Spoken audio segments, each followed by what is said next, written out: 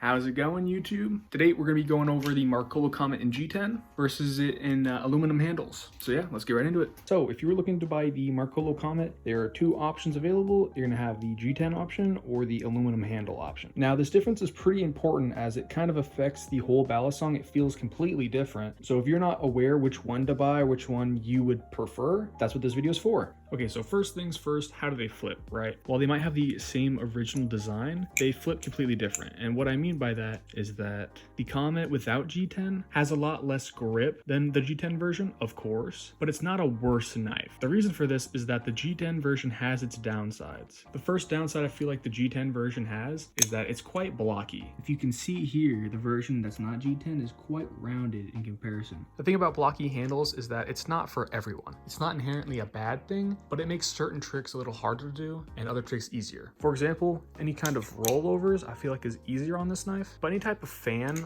on the G10 version is a lot harder.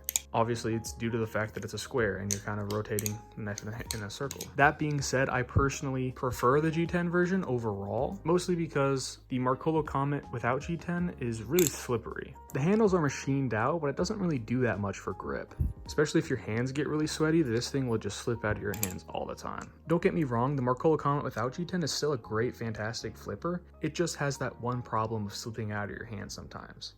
Overall, the Marcolo Comet in G10 is a little bit lighter, though it's still handle biased as the original Comet is. A lot of times when people discuss the Marcolo Comet, they're oftentimes talking about the variation with the G10 handles, as that's kind of what the community believes to be the better balisong, which for the most part I agree with. But I also think that there's some things that the original does better. Both balisongs definitely have their place.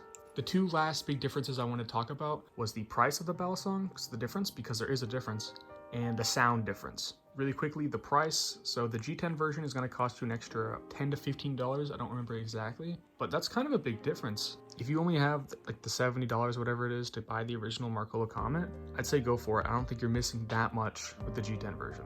Now, when it comes to sound, they sound completely different. Check this out. That was the G10 version, and this is the other version.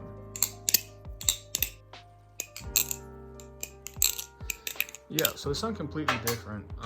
I personally prefer the version without G10 better when it comes to sound, but obviously that's not all that matters, right? Funnily enough, after flipping the original Marcolo Comet for a while, and then getting the G10 version, there's definitely a difference in balance there. It took a little bit to adjust to the G10 version as a lot of tricks still feel a little bit unnatural. I don't know if that's a flipping issue, like a skill issue, or if it's just kind of like a balisong issue. I'm not really sure. But that's just me. Y'all will probably have some kind of different experiences with it. That being said, the opinions in this video are going to be just that, opinions.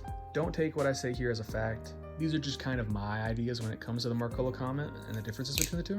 So yeah, take it all with a grain of salt, I guess. All right, well, yeah, hope y'all enjoyed the video. Like, subscribe, peace.